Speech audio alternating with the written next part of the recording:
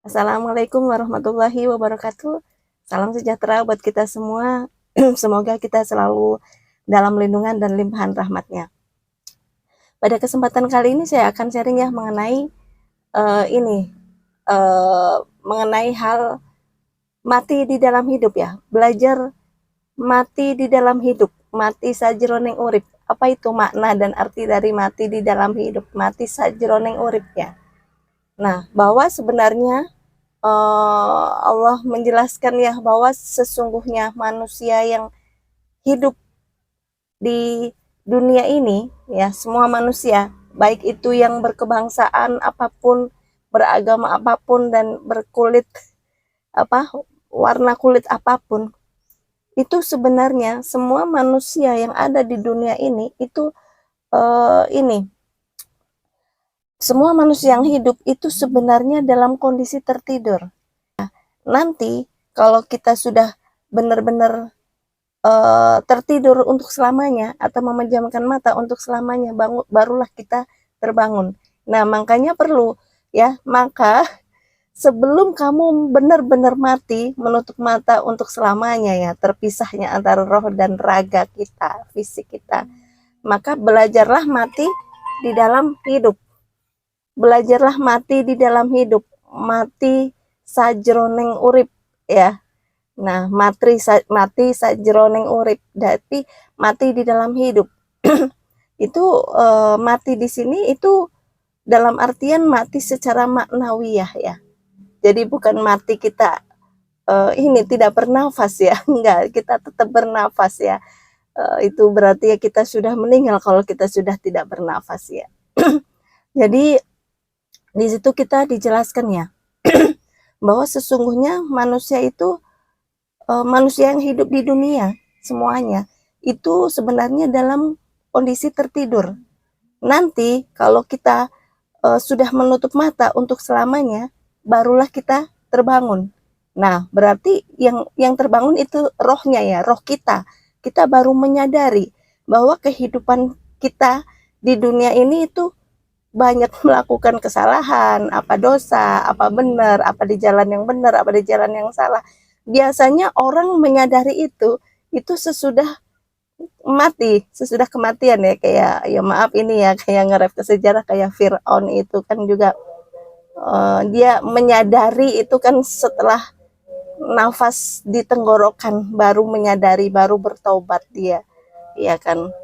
Semasa hidupnya ya itu ya yang mengaku dirinya sebagai Tuhan ya, rakyatnya disuruh untuk menyembahnya.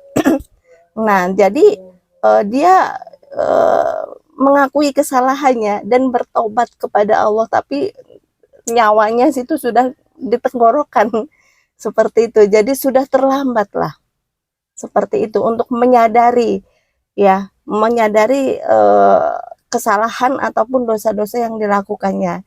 Nah, itu biasanya orang yang bisa menyadari itu ya, yang bisa benar-benar sadar itu biasanya ya orang yang sudah terpisahnya roh dan raga, karena eh, di dalam roh itu sudah ya, raga fisik kita kan ini ada sifat-sifat keduniawian, roh itu sifat-sifat ketuhanan, raga kita karena roh itu eh, menyatu ya, yang menyatukan roh dengan raga kita, fisik kita, badan materi kita, badan kasar kita itu adalah nyawa.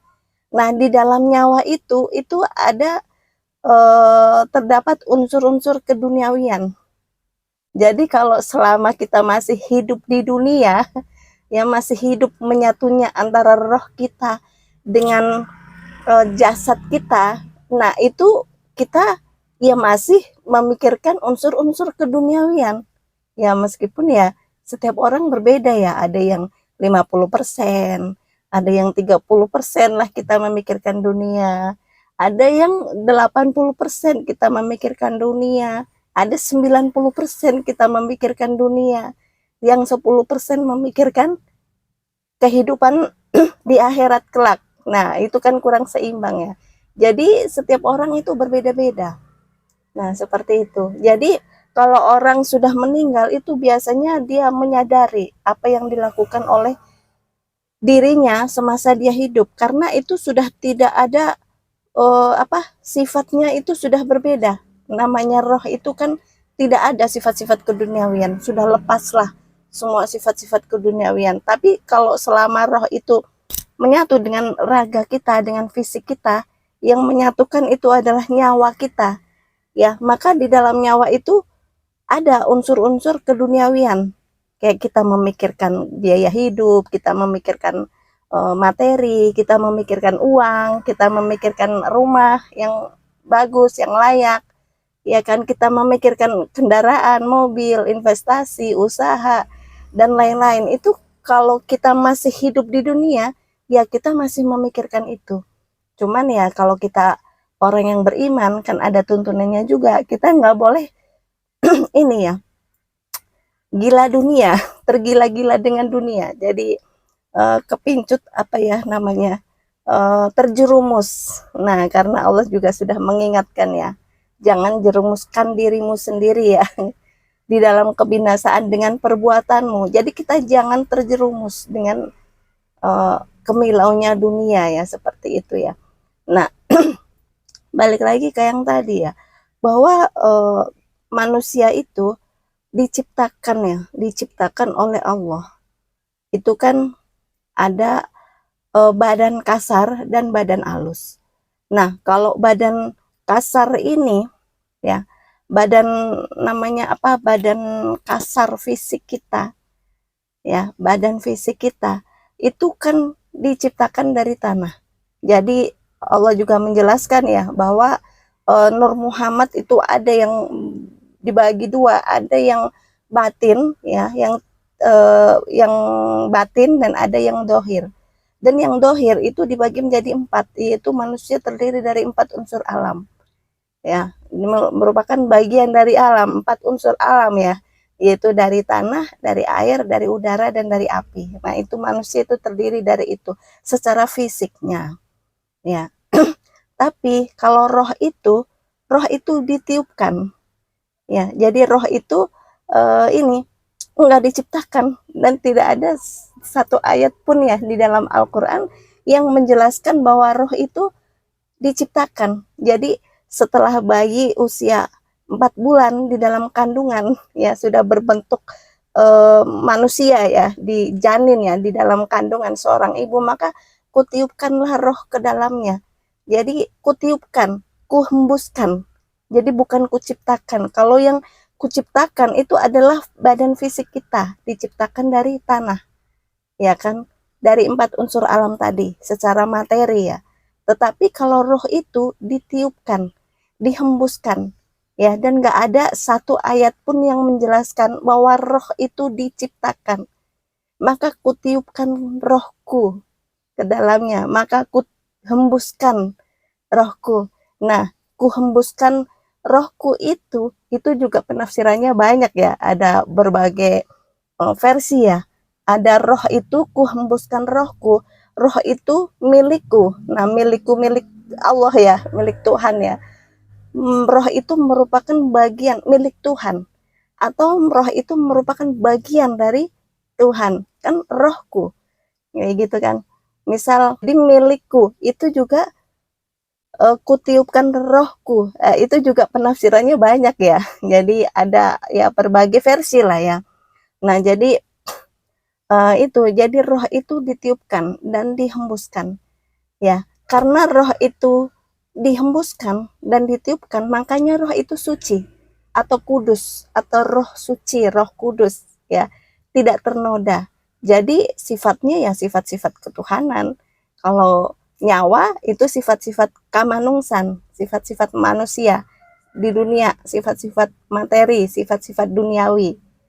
Itu memikirkan uang, memikirkan makanan, memikirkan baju, memikirkan rumah, mobil, memikirkan materi. Itu kalau sifat-sifat nyawa. Kalau sifat roh itu nggak ada seperti itu. Nah, roh itu yang ditiupkan itu membawa sifat ya, yang disebut dengan sifat ma'ani. Sifat-sifat ma'ani itu ada ini ya, berapa itu? Ada 7 ya. Nah, kita belajar sifat-sifat ma'ani. Nah, itu ada 7 ya. Nah, tapi di sini kita hanya poin-poinnya aja ya. Jadi nggak ini ya, nggak satu-satu gitu ya. Jadi roh itu ditiupkan, roh itu membawa sifat. Ya, disebut dengan sifat ini sifat ma'ani. Nah, sifat ma'ani itu milik Tuhan, ya, milik Allah. Tetapi bagi manusia itu disebut dengan sifat maknawiyah. Nah, jadi kita belajar mati sejroning urip, mati di dalam hidup itu berarti kita maknanya itu kita mematikan diri kita secara maknawiyah. Nah, seperti itu ya. Jadi secara maknawiyah ya, jadi seperti itu. Nah, mati di dalam hidup ya, contoh kita ya, contoh ringan ya. Nah, kayak misal sifat-sifat maknawiyah yang kita matikan ya. Kalau sifat ini apa? Kan ada nih sifat-sifat yang bisa kita matikan dan nggak bisa kita matikan, tapi kita bisa nonaktifkan. Nah, bisa dinonaktifkan sementara. Nah, seperti itu ya, kayak HP ya, dinonaktifkan sementara. Nah, itu kan bisa. Ada, tetapi tidak diaktifkan. Nah, seperti itu ya. Jadi ini ya. Nah, jadi kita perlu belajar mati sajroning urip. Ya, mati secara maknawiyah ya di sini ya. Nah, jadi misalkan contoh ya, contohnya kita ini semua orang bisa. Contoh ringan ya, contoh kecil ya, contoh ringan. Nah, kita di sini sekarang kita memikirkan sesuatu kayak misal kita pingin misal jalan ke Monas, misal ya, ini ya hanya contoh sederhana aja ya. Kita ingin ke Monas, kita memejamkan mata, ya, memejamkan mata. Pikiran kita membayangkan Monas, ya, atau membayangkan Ancol ya, seperti itu ya. Nah, kan nanti terlihat nggak di pikiran kita Monas atau ya Ancol itu ya, ada ya, atau Taman Mini ya. Nah, itu kan ada bayangannya di pikiran kita, ya kan. Nah, yang kedua, ya misal kita membayangkan ini seseorang yang kita apa ya, yang jauh, yang kita ingin ketemu, ya kita kangen lah ya, misal antara keluarga ya, atau kita udah lama nggak ketemu sama anak, misal anaknya jauh dari kita atau sekolah di mana gitu kan, nggak bisa ketemu kita setiap hari. Nah, kita membayangkan orang yang kita sayangi, ya, anak kita dan keluarga kita, ya, misal kita membayangkan. Nah, kita memejamkan mata, kita bayangkan orang yang kita sayangi. Nah, kita membuka mata, masih ada nggak gambarnya di pikiran kita, orang yang kita sayangi, atau anak kita yang kita sayangi ya, meskipun jauh. Kita bayangkan, terlihat nggak wajahnya, iya kan? Terlihat ya wajahnya ya. Nah, itu semua orang bisa masuk ke dimensi itu sebenarnya. Nah, kita membayangkan, jadi yang melihat ya, kayak misal kita melihat ketemu sama siapa ya, sama artis misalnya, sama artis. Apakah kita yang melihat artis itu, ataukah artis itu yang datang ke mata kita? Nah, seperti itu ya. Jadi atau bukan dua-duanya, ya. Karena ada apa? Karena ada cahaya sehingga kita bisa melihat. Ya, seperti itu. Nah, contohnya tadi, kita memejamkan mata, kita memikirkan kita mau jalan ke Taman Mini misal. Ya, ke Taman Mini atau ke Ancol atau kemana yang kita tuju. Kita memikirkan, muncul nggak bayangannya di sini? Muncul ya, bayangannya gitu kan, apa namanya, visualisasi, sugesti, membayangkan, memvisualisasikan. Ya, kalau dalam bahasa leluhur, bahasa Jawa itu memvisualisasikan atau mensugestikan. Nah, kita membayangkan, muncul nggak bayangan itu? Muncul di dalam pikiran kita. Kita membayangkan anak kita yang jauh, kayak misal udah lama nggak ketemu, ya kan? Kita membayangkan orang yang kita sayangi itu dekat dengan kita. Muncul nggak di sini, meskipun lokasinya jauh ya, tetapi karena kangen ya sama keluarga atau sama anak ya. Nah, terus membayangkan ada nggak, muncul nggak gambarnya, apa namanya, wajahnya gitu kan di dalam pikiran kita ya, sampai kita membuka mata kita muncul bayangan itu ya. Jadi sebenarnya semua orang itu bisa, semuanya itu bisa masuk ke dimensi ini, cuman kadang tidak terlatih ya, kadang nggak dilatih ya, jadi nggak bisa. Sebenarnya bisa kalau dilatih mas semuanya ya, karena memang sudah ada alatnya di dalam diri kita, tinggal diolah dan diasah. Nah, seperti itu. Jadi yang bisa melihat ya, kita melihat sesuatu hal itu nggak cuma mata kita.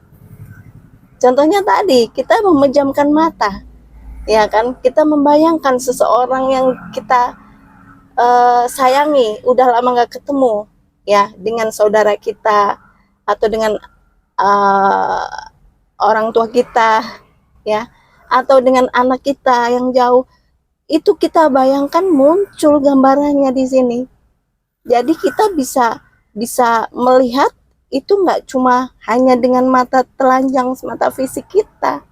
Meskipun kita memejamkan mata pun kita bisa melihat, bahkan itu yang lebih jelas penglihatannya ya. Tapi ya tergantung dengan ketajaman ini ya, batin kita ya. Jadi ya setiap orang itu berbeda. Nah, seperti itu ya. Jadi yang bisa melihat itu nggak hanya mata fisik kita, kayak gitu. Kita memejamkan mata, kita pun bisa melihat sesuatu di luar diri kita, ya kan? Bahkan mungkin tanpa jarak dan tanpa waktu, nggak bisa menembus ruang dan waktu. Nah, seperti itu ya. Kayak misal kita mendengar, ya kan, dengan telinga kita, ya kan, dengan telinga kita. Kenapa kita nggak bisa kenapa kita nggak bisa mendengar suara yang jauh, kayak misal jarak kayak misal di lapangan ya, jarak 10 meter, 20 meter, 30 meter. Kenapa kita nggak bisa melihat jarak yang jauh di sana?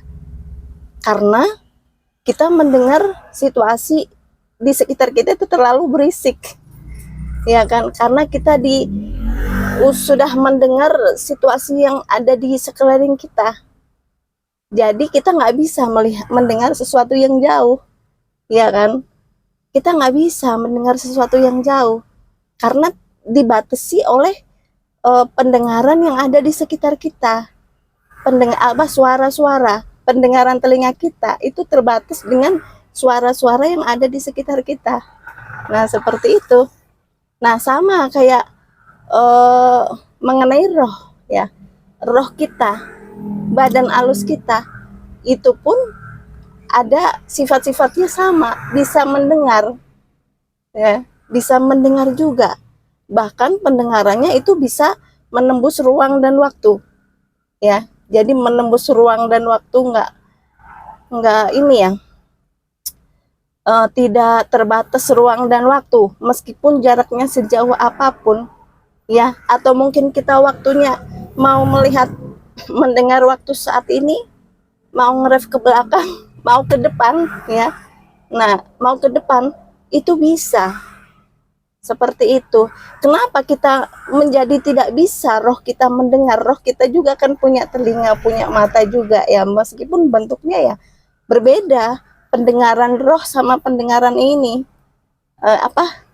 telinga kita secara fisik, pendengaran kita secara fisik itu terbatas. Kita melihat suara yang, mendengar suara yang kayak misal 10 meter, 20 meter, 30 meter jauh, kita udah lemah ya, udah lemah pendengaran kita, ya kan, udah lemah. Kenapa?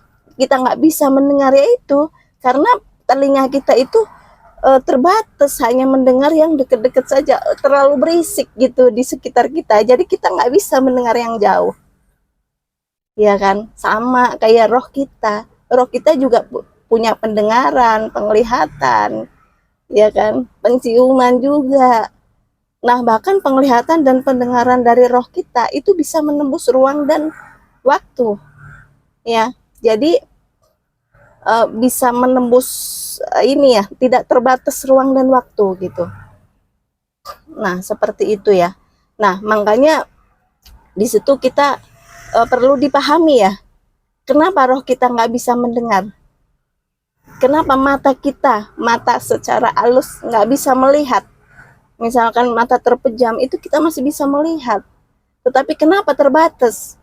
Ya karena itu ada unsur-unsur secara maknawiyah yang harus kita matikan dulu.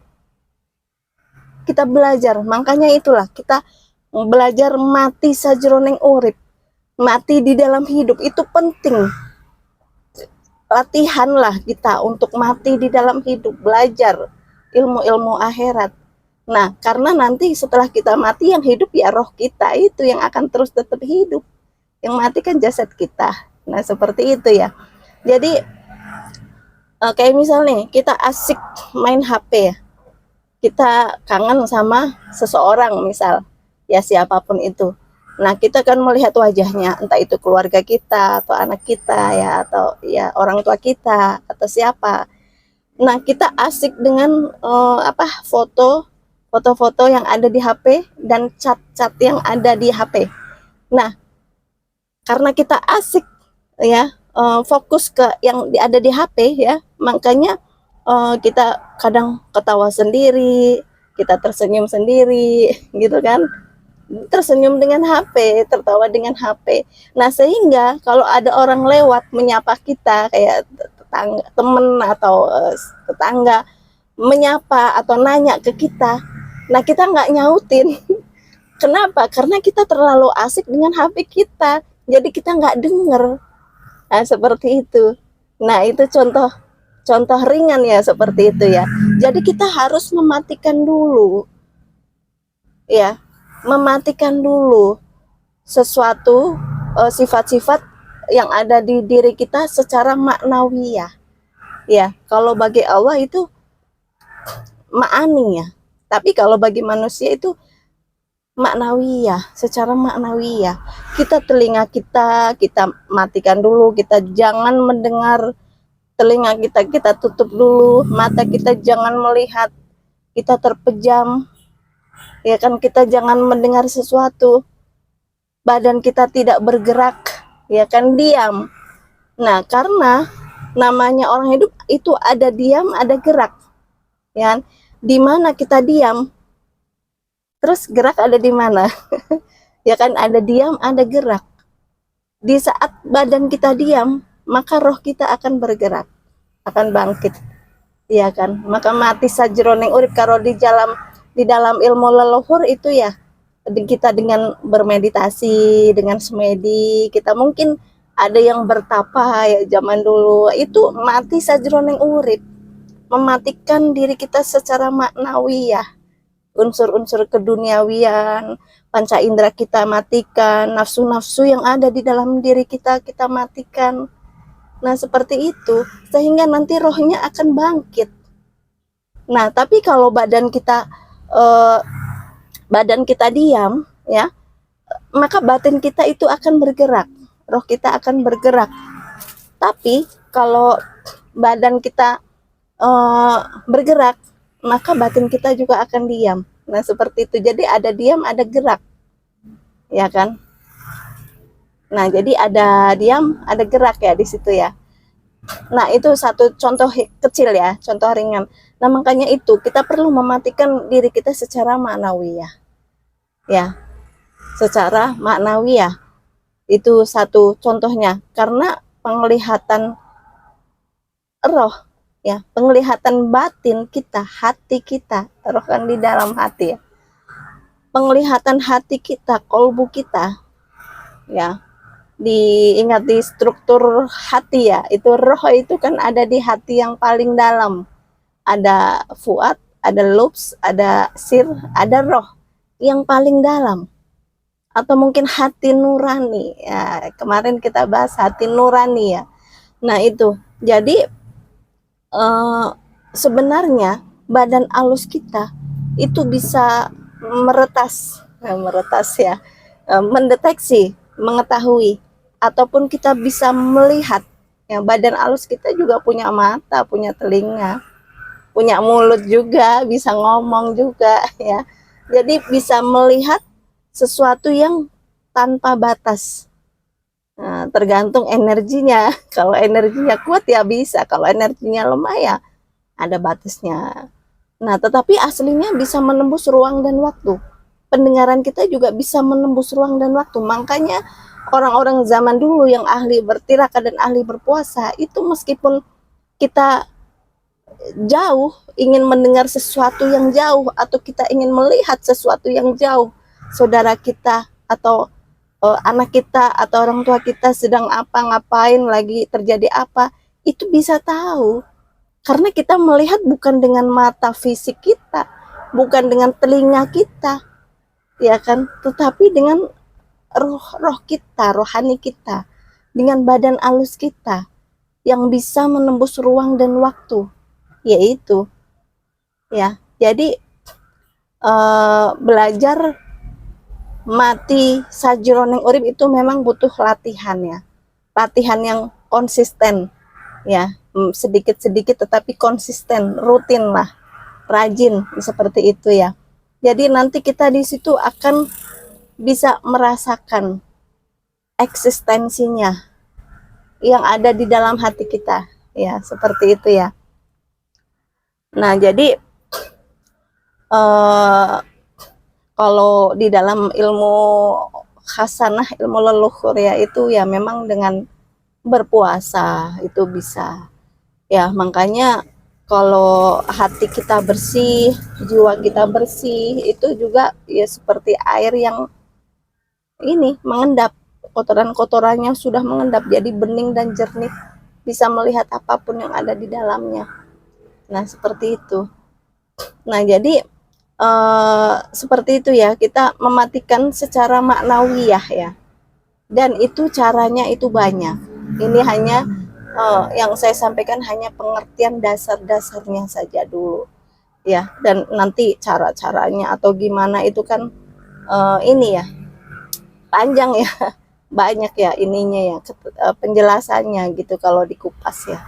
Jadi mematikan raga kita, panca indera kita, fisik kita. Makanya kalau dalam bersemedi kita harus nutupi babakan hawa sanga ya, nutupi babakan hawa 9, itu harus tertutup, nutupi. Jadi kita diam, badan kita diam, panca indera kita diam. Nah, seperti itu ya. Jadi ya, nanti kita akan menemukan apa yang kita cari di situ, di dalamnya ya. Jadi kolbu, kalau kita masuk ke dalam diri juga, semakin kita masuk ke dalam itu semakin luas ya, bukannya semakin sempit tetapi malah semakin luas. Nah, seperti itu. Nah, seperti ini ya, Allah, Nabi Muhammad ya Shallallahu Alaihi Wasallam itu juga belajar mengajarkan umatnya untuk sholat, untuk menyembah Tuhan ya, supaya bisa khusyuk. Bagaimana? Iya, lihat kan ada yang bertanya, ya Rasulullah, saya kok nggak bisa sholat dengan khusyuk ya, bagaimana ya?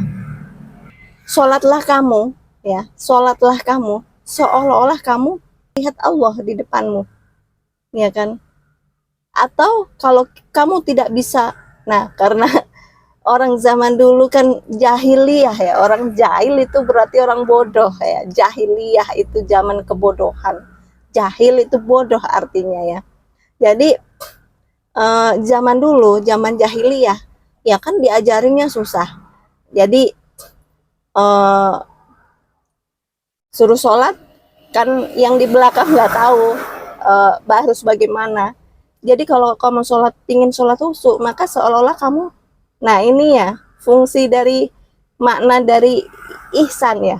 Iman, Islam, dan ihsan. Nah, jadi dari ihsan itu akan menimbulkan kita khusyuk.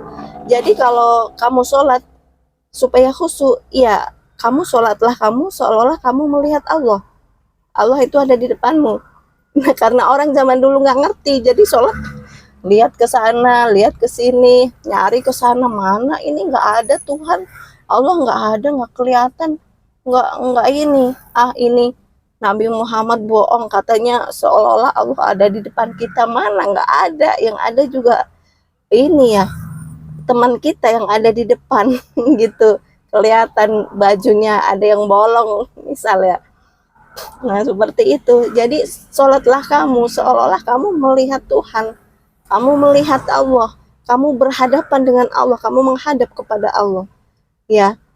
Karena ada yang bertanya, melihat Tuhan, mencari-cari kok nggak ketemu, nggak kelihatan, di mana nih Allah? Kalau saya sholat kok Allahnya nggak ada.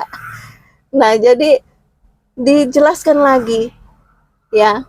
Tadi kan seolah-olah kamu melihat Allah, kamu berhadapan dengan Allah, kamu menghadap kepada Allah, ya kan? Berhadap-hadapan. Nah, kalau kamu tidak bisa melihat Allah, maka yakinlah bahwa Allah pasti melihatmu. Jadi kita sholat supaya kita khusyuk, kita harus yakin bahwa Allah itu maha mengetahui. Jadi melihat kita yang sedang sholat. Nah seperti itu ya. Jadi maha mengetahui. Nah jadi sholatlah kamu seolah-olah kamu melihat Allah, atau seolah-olah yakinlah di dalam hatimu bahwa Allah itu melihat kamu. Nah seperti itu yang akan menyebabkan kita khusyuk. Nah seolah-olah itu di mana? Di dalam rasa kita, di dalam hati kita. Maka rohnya sholat itu adalah rasa. Jadi kita harus menggunakan rasa kita dalam sholat.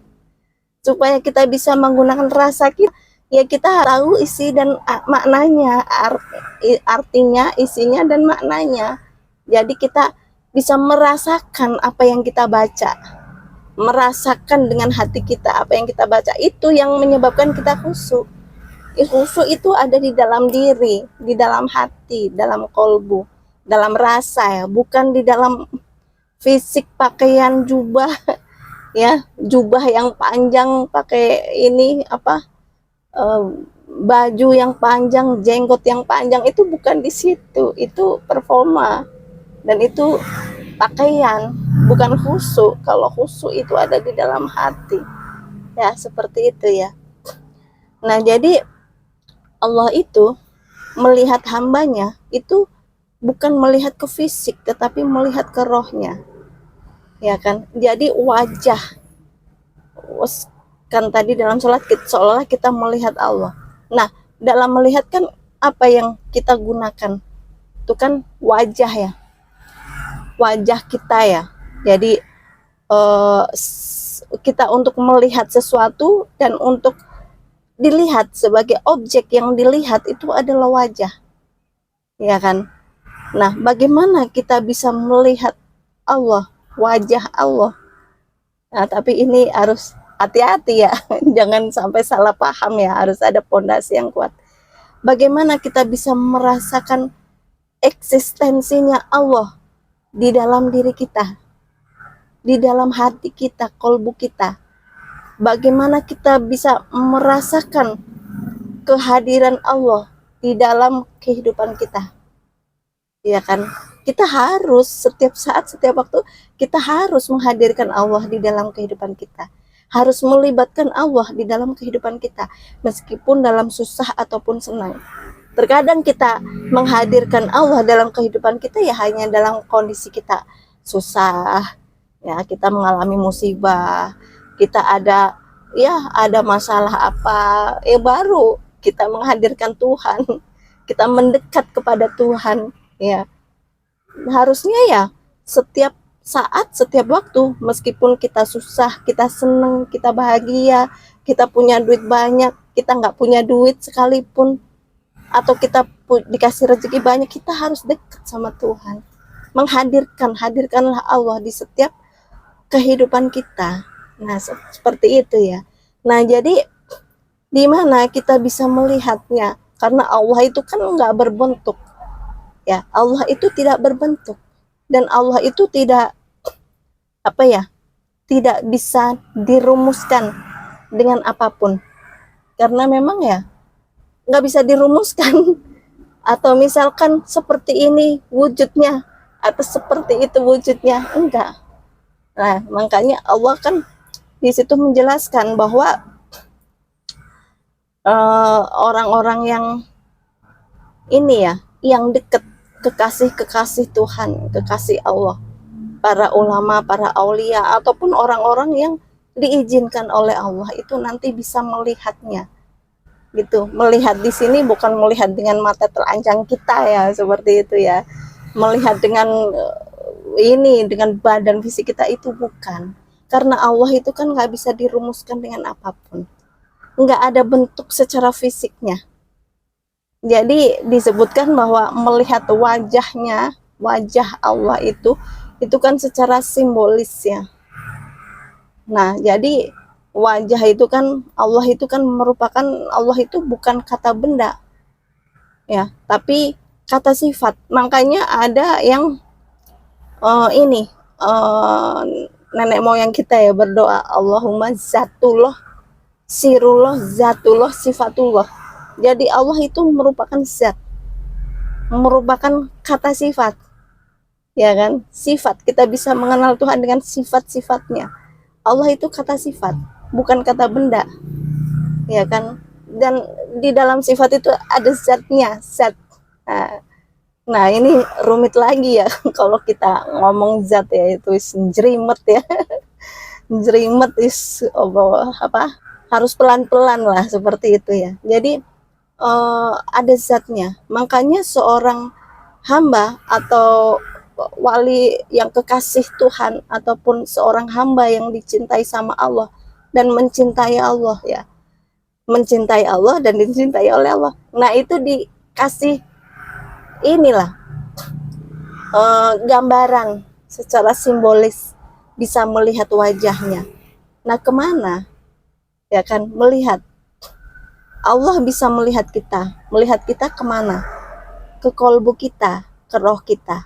Nah, maka disitulah yang ada keimanan dan ketakwaan, itu ada di kolbu, ada di hati, ada di rasa kita ya. Maka melihat kita ke rohnya. Nah, roh itu juga ada bentuknya, ada telinganya, ada matanya, ada bentuknya juga, tapi memang gaib ya, badan halus ya, seperti itu. Nah, kita pun bisa melihat Allah itu di mana. Nah, ada ini ya, kitab-kitab tasawuf menjelaskan bahwa seorang hamba yang dia bisa meniadakan dirinya, meniadakan kalimat la ilaha illallah gitu, bisa memahami dan meresapi kalimat la ilallah dan menerapkan di dalam dirinya, itu kan menafikan segala sesuatunya ya, menafikan segala sesuatunya, menghilangkan, meniadakan segala sesuatunya, yang ada hanya Allah. Di dunia ini tuh nggak ada apapun, yang ada hanya Allah. Itu kan menafikan ya. Pembahasan kemarin kita udah sedikit membahas ya makna dari kalimat menafikan. Nah, di situ kita harus paham dan benar-benar meresep ke dalam diri kita, sehingga kalimat la ilaha illallah itu bisa manjing ya, bisa masuk ke dalam diri kita. Nah, seperti itu. Jadi kita harus bisa memaknainya, salah satunya itu meniadakan segala sesuatu, bahwa ya Allah, tidak ada kekuatan dan daya upaya kecuali kekuatan dari Allah. Ya, tidak ada tempat meminta kecuali kita hanya meminta kepada Tuhan. Tidak ada tempat berlindung kecuali kita hanya berlindung kepada Allah, ya kan? Tidak ada tempat kita bersandar kecuali hanya kepada Allah. Tidak ada pemberi rezeki, sang maha pemberi rezeki, kecuali hanya Allah lah yang maha pemberi rezeki. Bukan pekerjaan, bukan karir, jabatan, status yang memberi kita rezeki, tapi memberi rezeki, yang memberi rezeki ke kita itu adalah Allah melalui perantara atau sarana pekerjaan yang kita lakukan. Nah, seperti itu. Seperti itu ya. Jadi nggak ada segala sesuatu apapun di dunia ini kecuali hanya Allah. Nah, begitupun kalau ini orang-orang makrifat itu memahami ya, orang-orang hakikat makrifat ya, kalau kita belajar ilmu hakikat makrifat itu menafikan, meniadakan ya. Jadi begitupun di dalam hati kita ya. Jadi kita harus menafikan segala sesuatu yang ada di dunia ini kecuali hanya Allah yang ada di dalam hati kita. Nah, jadi supaya Allah itu namanya ya, namanya, jadi apa ya, bisa disebut namanya atau sifatnya atau zatnya itu bisa hidup ada di dalam kolbu kita, maka kita harus menghidupkan. Ya Allah itu memang hayat ya, pemberi kehidupan ya. Tetapi supaya kita bisa merasakan itu, kita harus menghidupkan di dalam hati kita. Nah, dengan apa? Dengan hati kita, kolbu kita itu hanya diisi dengan nama. Ya, jadi di sini kita mani Allah itu nama sebagai nama ataupun sifat ataupun zat. Ya, jadi hati kita selalu berusaha diisi dengan nama Tuhan, yaitu Tuhan kita kan namanya Allah. Dengan nama Allah atau dengan sifat-sifat Allah. Nah, nanti ada zat Allah di situ di dalam kolbu kita. Nah, jadi kalau seorang hamba yang dia sudah mengukir nama Tuhannya di dalam dirinya, waduh, ini pembahasan dalam ya.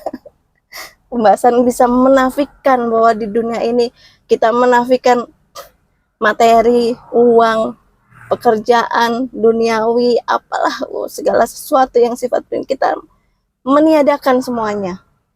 Di dalam hati kita, dalam kolbu kita, yang ada hanya Allah. Nah, nanti Allah akan hidup. Kita akan bisa merasakan eksistensinya di dalam diri kita, ya, di dalam hati kita, di dalam kolbu kita. Jadi seorang hamba yang dia punya kedekatan khusus dengan Tuhannya, ya mereka, beliau-beliau kayak ulama, aulia, syekh, para wali, itu selalu mengisi hatinya itu dengan nama Allah gitu. Jadi itu ya, memanai kalimat la ilaha illallah, menafikan ya. Jadi nggak ada segala sesuatu apapun di dunia ini kecuali hanya Tuhan yang ada di dalam hati kita. Nah, makanya di situ nanti kita akan bisa merasakan eksistensinya Allah di dalam kolbu kita. Ya, tapi memang itu butuh proses ya. Jadi makanya kita perlu ya untuk mengurangi atau kalau bisa menghilangkan kemelekatan ya. Ini juga nggak hanya di ajaran Islam saja sebenarnya ilmu seperti ini. Di ajaran yang lain ada juga ilmu Buddha. Jadi melepaskan kemelekatan diri kita kepada unsur-unsur duniawi. Nah, untuk lebih mendekatkan diri kepada Tuhan. Nah, seperti itu.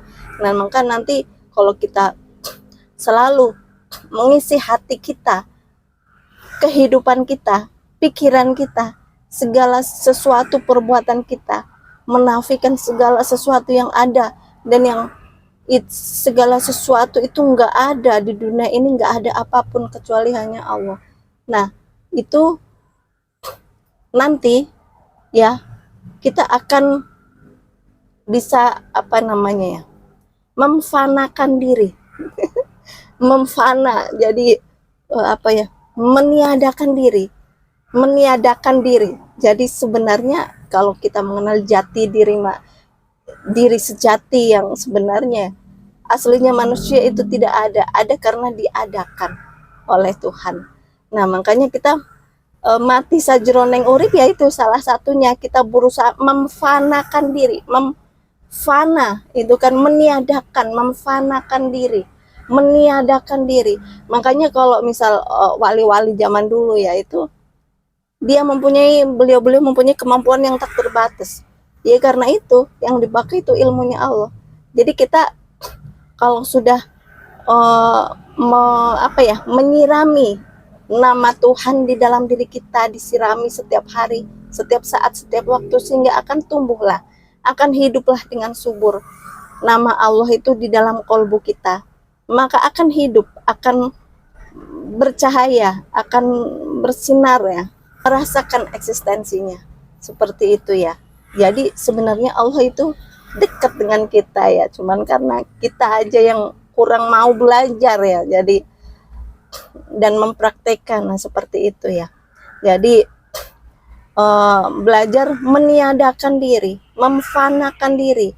Meditasi itu juga salah satunya meniadakan diri, bahwa diri kita itu aslinya nggak ada, yang ada hanya Allah. Makanya kalau kita memiliki sesuatu, kayak misal kita berkeyakinan nih, kehidupan itu kan milik Tuhan, milik Allah ya.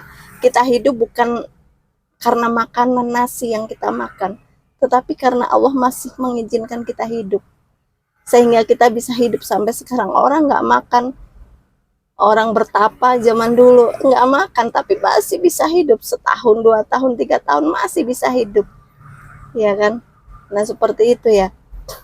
Jadi kehidupan itu milik Allah.